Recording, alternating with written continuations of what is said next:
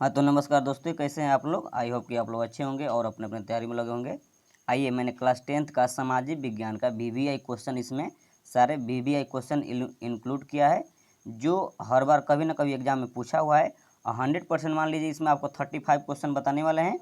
35 question में से आपको 100% 3 से 4 क्वेश्चन इससे देखने को मिलेगा, क्योंकि वो ऐसे ही वीवीआई क्वेश्चन सारा का सारा है।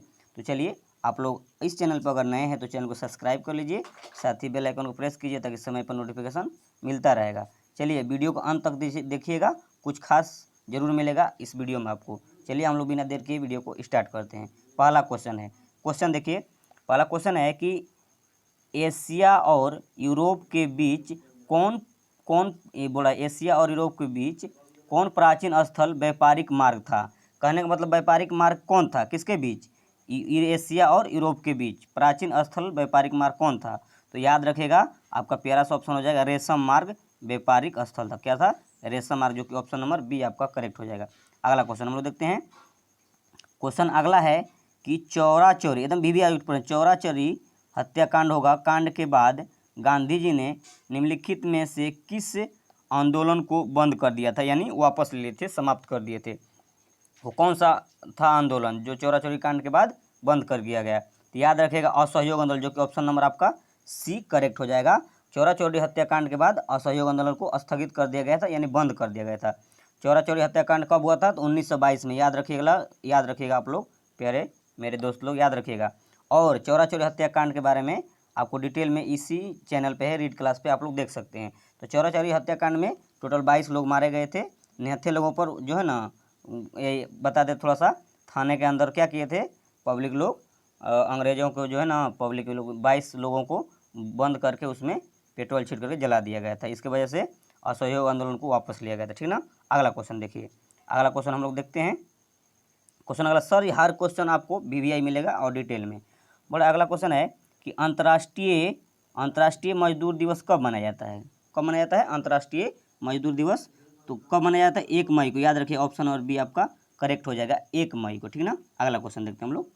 क्वेश्चन अगला है आपका, वर्तमान में भारत में कितने केंद्र शासित प्रदेश हैं, बताइए आप लोग। ये तो आप लोग पता होगा, तो याद रखिएगा वर्तमान में कितने केंद्र शासित प्रदेश हैं भारत में, तो 9, ऑप्शन नंबर आपका बी करेक्ट हो जाएगा। केंद्र शासित प्रदेश कितने हैं, 9, ठीक ना। वहीं पे पूछ दे कि भारत में कितने राज्य हैं, तो 28, याद रखिएगा, आप लोग याद होगा। अगला क्वेश्चन हम लोग देखते हैं। क्वेश्चन अगला है कि सूचना का अधिकार संबंधी कानून कब पारित हुआ। सूचना का अधिकार संबंधी कानून कब पारित हुआ, बोला क्या आपका 2004 में, 2005 में, 2006 में, 2007 में। तो सूचना का अधिकार कानून कब पारित हुआ था, याद रखिएगा 2005 ईस्वी में, जो कि ऑप्शन नंबर बी आपका करेक्ट होगा, ठीक ना। अगला क्वेश्चन हम लोग देखते हैं। क्वेश्चन अगला है कि किसने कहा था, याद रखिएगा वीवीआई क्वेश्चन है। अगला यहाँ पे दिखा देते हैं आपको, क्वेश्चन नंबर 6 देखिए यहाँ पे। किसने कहा था कि लोकतंत्र जनता के द्वारा तथा जनता के लिए शासन, एकदम वीवीआई जो प्रश्न, ये तो हर बार लगभग पूछ देता है। क्या है, किसने कहा था लोकतंत्र जनता के द्वारा तथा जनता के लिए शासन है। तो याद रखिएगा कौन बोला था, अब्राहम लिंकन। कहाँ के निवासी हैं, ये भी पूछ दे कि अब्राहम लिंकन में ये कहे थे कि लोकतंत्र जनता के द्वारा तथा जनता के लिए शासन है। कौन कहे थे, अब्राहम लिंकन। ये कहाँ कहे थे, तो याद रखिए अमेरिका के थे। कहाँ के थे, अमेरिका के थे। ये राष्ट्रपति भी अमेरिका के बन चुके हैं, ठीक ना, याद रखिएगा। अगला क्वेश्चन देखिए। पंचायती राज संस्थाओं को संवैधानिक दर्जा किस संविधान संशोधन, इसको हटा दीजिएगा, किस संविधान संशोधन से प्राप्त है। क्या बड़ा क्वेश्चन, पंचायती राज संस्थाओं को संवैधानिक दर्जा किस संविधान संशोधन से प्राप्त होगा। तो याद रखिएगा 75वां संविधान संशोधन। कौन सा, 75वां संविधान संशोधन। अगर क्वेश्चन यहीं पे पूछ दे कि भारत के संविधान का निर्माता कौन है, तो बाबा साहब भीमराव अंबेडकर, याद रखिएगा। वहीं पे पूछ दे कि बाबा साहब भीमराव अंबेडकर का जन्म कब हुआ था, तो याद रखिएगा आप लोग, कब हुआ था, 1891 में। कब हुआ था, 1891। सारा क्वेश्चन डिटेल में हम आपको बता दिए। अगला क्वेश्चन देखिए। अगर यहीं पे मृत्यु पूछ दे तो क्या बताइएगा आप लोग, मृत्यु पूछ दे तो 1956। कब बताइएगा, 1956, ठीक ना। चलिए अगला क्वेश्चन हम लोग देखते हैं। क्वेश्चन अगला आपका इस प्रकार है, देखिए। क्वेश्चन है कि पंचायती राज संस्थाओं, क्या है, पंचायती राज संस्थाओं को संवैधानिक दर्जा किस संविधान, ये तो अभी क्वेश्चन हम करा दिए, ठीक ना, 75, ठीक ना। सॉरी आप लोग देखिए, अगला क्वेश्चन देखिए। भारत में क्वेश्चन अगला है आपका, भारत में लोकतंत्र की सफलता में क्या बाधा है? यानी भारत में लोकतंत्र की सफलता में क्या बाधा है? तो याद रखिएगा, शिक्षा भी बाधा है आपका, आपका बेरोजगारी भी बाधा है, गरीबी भी बाधा है। यानी इनमें से सभी जो है ना आपके भारत में लोकतंत्र के कहीं ना कहीं ये बाधा पहुंचा रहा है, क्योंकि अशिक्षा हम लोग भारत में बहुत सारी अशिक्षा है, गरीबी भी है और बेरोजगारी भी है। इसके वजह से लोकतंत्र में सफलता की बाधा बना। ठीक ना।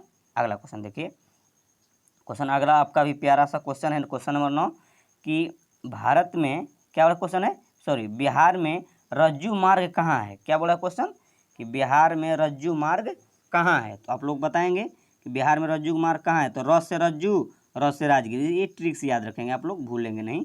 बोलेगा बिहार में रज्जू मार्ग कहाँ है, तो र से रज्जू और रज से राजगिर याद रखें। ठीक ना, याद तो हो गया आप लोगों को? ठीक है, याद आप लोग कर लीजिए। क्वेश्चन अगला देखिए, आगे बोल रहा है कि सासाराम नगर का विकास कब हुआ था? बताइए, सासाराम नगर का विकास कब हुआ था? बोला है कि मध्य युग में, प्राचीन युग में, आधुनिक युग में, इनमें से कोई नहीं। तो सासाराम का जो आपका ये होता विकास कब हुआ था? तो याद रखें मध्य युग में। किसमें? मध्य युग। ऑप्शन नंबर बी आपका सही होगा। अगला क्वेश्चन हम लोग देखते हैं, क्वेश्चन नंबर 11। क्वेश्चन नंबर 11 है कि गोविंद सागर कृत्रिम जलाशय संबंधित है, किससे संबंधित है गोविंद सागर कृत्रिम जलाशय? तो याद रखिएगा भाखड़ा नंगल बांध। ऑप्शन नंबर सी आपका करेक्ट हो जाएगा। देख रहे हैं क्वेश्चन के लेवल से आपको पता चल रहा होगा किस तरह क्वेश्चन इसमें हम शामिल किए हैं। ठीक ना, सारे क्वेश्चन भी है, आप लोग शायद आई होप कि आप लोग याद कर लेंगे सारे क्वेश्चन को। ठीक ना, चलिए अगला क्वेश्चन को देखते हैं। क्वेश्चन अगला है कि सर्वाधिक भूस्खलन प्रवल कहाँ किस सॉरी सर्वाधिक भूस्खलन प्रवण राज्य है? यानी जहाँ कहाँ पे, वो कौन सा राज्य है जहाँ पे सर्वाधिक भूस्खलन होता है? तो याद रखिएगा कहाँ पे होता है, तो आपका उत्तराखंड। कहाँ पे? उत्तराखंड। ऑप्शन नंबर ए आपका सही हो जाएगा। ठीक ना, चलिए अगला क्वेश्चन हम देखते हैं। क्वेश्चन अगला आपके स्क्रीन के सामने है, आप लोग आंसर देने का प्रयास कीजिए। देखिए, आप लोग खुद से पढ़ने की कोशिश नहीं करते हैं, वीडियो देखते हैं तो रोक करके क्वेश्चन को आंसर देने की कोशिश कीजिए, नहीं होता तो फिर वीडियो चला करके देखिए। ठीक ना, देखिए याद कीजिएगा आप लोग। बिहार का क्वेश्चन है, बिहार का कौन सा भाग सर्वाधिक सूखा प्रवण है? यानी कहने का मतलब वो कौन सा बिहार का राज्य है जहाँ पे ज़्यादा सुखाड़ होता है? ठीक ना, तो आप लोग याद रखिएगा प्यारा सा ऑप्शन आपका दक्षिण बिहार। कौन है? दक्षिण बिहार आपका सही हो जाए। ठीक ना, चलिए अगला क्वेश्चन को देखते हैं। क्वेश्चन अगला आपका इस प्रकार है, देखिए क्वेश्चन है कि 1871 में कौन सी संधि हुई? एकदम बीबीआई ऑब्जेक्टिव प्रश्न है, ये सारे बीबीआई ऑब्जेक्टिव प्रश्न। ठीक ना, आप लोग याद कीजिए, कर लेंगे ना? ठीक, आई होप कि आप लोग याद करेंगे। 1871 में कौन सी संधि हुई थी? तो याद रखिएगा कौन सी, फ्रैंकफर्ट की संधि। किसकी हुई संधि हुई थी?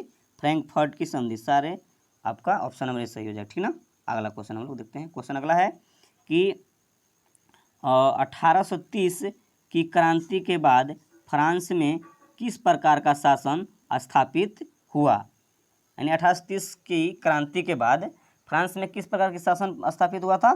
तो याद रखेगा संवैधानिक राजतंत्र। ऑप्शन नंबर बी आपका सही हो जाएगा। आप लोग याद करते जाएंगे। ठीक ना, चलिए अगला क्वेश्चन हम देखते हैं। रूस की वल्शविक क्रांति का नेतृत्व किसने किया था? बी भी ऑब्जेक्टिव प्रश्न है। यानी रूस में जो वल्शविक क्रांति होता, इसका जो है ना नेतृत्व कौन किया था, यानी नेता शुरुआत कौन किए थे? तो याद रखेगा अपना लेनिन है। कौन है? लेनिन ने किए थे। ठीक ना, ठीक, आप लोग याद कर लेंगे। चलिए आप लोग बहुत तेज हैं, अच्छे हैं, आप लोग शायद आप लोग याद कर ही लेंगे सारे क्वेश्चन भी आए हैं। क्वेश्चन देखिए अगला, रूस की बोल्शेविक क्रांति किसने किया था? तो लेनिन ने, अभी तो बता दिया। अगला क्वेश्चन देखिए, क्वेश्चन अगला भी आई, भारत में राष्ट्रीय आय की गणना कौन करता है? एकदम भी ऑब्जेक्टिव प्रश्न है। तो कौन करता है? तो केंद्रीय सांख्यिकी संगठन। कौन करता है? केंद्रीय सांख्यिकी संगठन, CSO, केंद्रीय सांख्यिकी संगठन। ठीक ना, आप लोग याद कर लीजिए, बीबीआई प्रश्न है।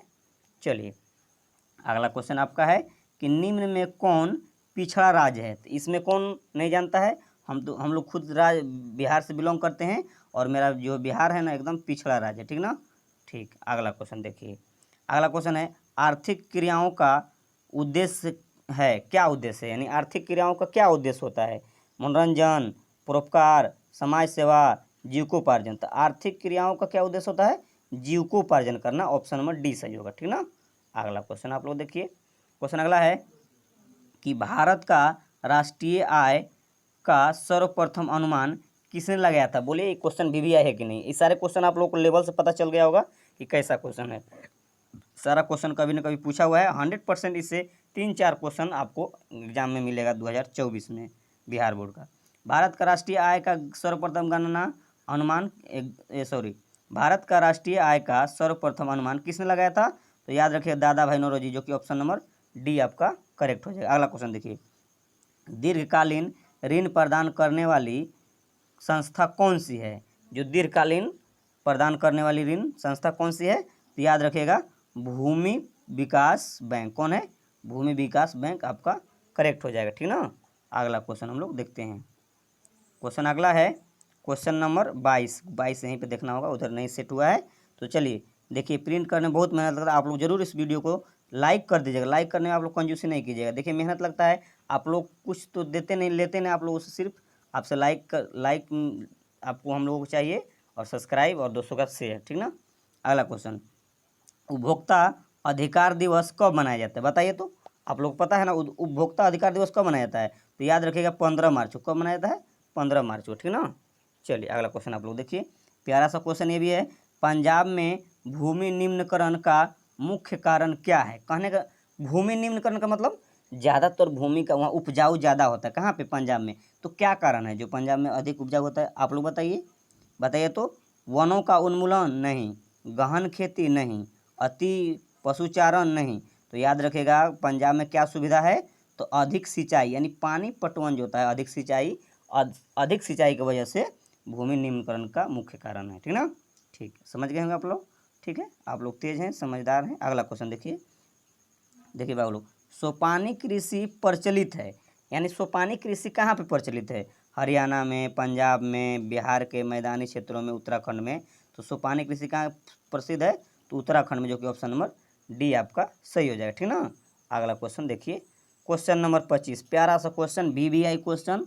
देखिए बिहार में प्रायः कैसी मिट्टी पाई जाती है? बिहार में कैसा मिट्टी पाया जाता है? काली मिट्टी, लेटेराइट मिट्टी, लाल मिट्टी, जलोढ़ मिट्टी। तो याद रखिएगा प्रायः कैसी मिट्टी पाई जाती है? तो जलोढ़ मिट्टी, ठीक ना। याद कर लेंगे आप लोग, कर लीजिए यार, ठीक ना। देखिए अगला, आयुर्वेद का जनक किन्हें कहा जाता है? पतंजलि, श्रुत नहीं, चरक नहीं, इनमें से कोई नहीं। क्या होगा? इनमें से कोई नहीं। आयुर्वेद का जनक कोई नहीं है, ठीक ना। ठीक, याद कीजिए, कर लिए होंगे। अगला क्वेश्चन आप लोगों के सामने है, स्क्रीन सामने आंसर देने का प्रयास करेंगे। बिहार में कितने प्रतिशत क्षेत्र वन है? अगला क्वेश्चन है क्या यहाँ पे? नहीं है, ठीक है, यहीं पे सेट करेंगे ना। बिहार में कितने प्रतिशत वन क्षेत्र हैं? तो याद रखिएगा, तो 7% बिहार में वन क्षेत्र है, यानी वन जंगल है, ठीक ना, वन जिसको बोलते हैं हम लोग, ठीक ना। अगला क्वेश्चन देखिए, क्वेश्चन BBI ये भी है, निम्न में कौन लौह युक्त खनिज का उदाहरण है? लौह युक्त खनिज कौन सा होता है? उदाहरण तो देखिए, अभ्रक, चूना पत्थर नहीं, बॉक्साइड नहीं, बॉक्साइड एल्युमिनियम का होता है, ठीक ना। तो मैग्नेटाइट, ठीक ना, मैग्नेटाइट। याद रखिएगा आप लोग, एकदम BBI 50 प्रश्न है। अगला, सबसे घटिया कोयला है। देखिए सबसे घटिया कहने का मतलब आप लोग हंस रहे होंगे, घटिया क्या होता है? सेट हुआ है, देखिए पूछता है इस टाइप का तो हम लोग सेट करते हैं, ठीक ना। तो सबसे बोला कि सबसे घटिया कोयला है एंथ्रासाइट, लिग्नाइट, ब्यूटुमिनस, तो पीट। ये जो पीट होता है ना, पीट लोहा एकदम सबसे घटिया होता है। सबसे अच्छा पूछे तो एंथ्रासाइट मारिएगा, ठीक ना। आप लोग समझ गए होंगे। अगला क्वेश्चन देखिए, क्वेश्चन नंबर 30, कितना प्यारा क्वेश्चन ये भी है आपका, कि निम्न में से कौन रोपण फसल नहीं है? याद रखिएगा, निम्न में से कौन रोपण फसल नहीं है? हम इसका आंसर नहीं बताएंगे, अब नहीं बताएंगे, हम बहुत बता दिए। आप लोग खुद से कमेंट बॉक्स में बताने का प्रयास कीजिएगा, ठीक है ना। आप लोग भी एक क्वेश्चन बताने का प्रयास कीजिए। आप लोग बैठे बैठे सोचते हैं कि सर सब सर ही बता दें, नहीं ऐसा नहीं। निम्नलिखित में कौन रोपण फसल नहीं है? रबड़, धान, गन्ना, चाय। आप लोग बताइएगा, ठीक ना, रोपण फसल जो रोप को नहीं उपजाया जाता, ठीक ना। अगला क्वेश्चन, भारत की प्रमुख खाद्य फसल कौन है? ठीक ना, भारत की प्रमुख खाद्य फसल कौन है? तो याद रखिएगा जो धान, जो हम लोग को चावल खाते हैं ना, ये सबसे प्रमुख फसल में आता है, ठीक ना। अगला क्वेश्चन, क्वेश्चन नंबर 32 देखिए आप लोग, क्वेश्चन 32 है, बिहार में कितना प्रतिशत कृषि क्षेत्र है? बताइए, बिहार में जो है ना कितना प्रतिशत कृषि क्षेत्र है? तो 60%। याद रखिए 60% पे हम लोग कृषि करते हैं, नहीं खेती बाड़ी उपजाया जाता है। अगला क्वेश्चन है, क्वेश्चन अगला है आप लोगों का, निम्नलिखित में कौन संचार सेवाओं का अंग है? क्या समाचार पत्र, टेलीविज़न, टेलीफोन इनमें से सभी, इनमें से सभी नहीं है। बताइए क्या समाचार पत्र के बिना काम नहीं चलेगा, टेलीविज़न के भी काम नहीं चलेगा, टेलीफोन, यानी जो है ना कौन संचार सेवाओं का अंग है, तो इनमें से सभी, जो ऑप्शन नंबर डी हो जाएगा सही। क्या अगर अब मेरा वीडियो बताने का क्वालिटी, अच्छा वीडियो सेट करने का जो तरीका है, अगर अच्छा लगा तभी वीडियो को लाइक कीजिएगा और सब्सक्राइब कीजिए चैनल को, ताकि समय पर नोटिफिकेशन मिलता रहेगा। इससे भी मज़ेदार वीडियो देंगे। मिलते हैं नेक्स्ट वीडियो में। Thanks for watching.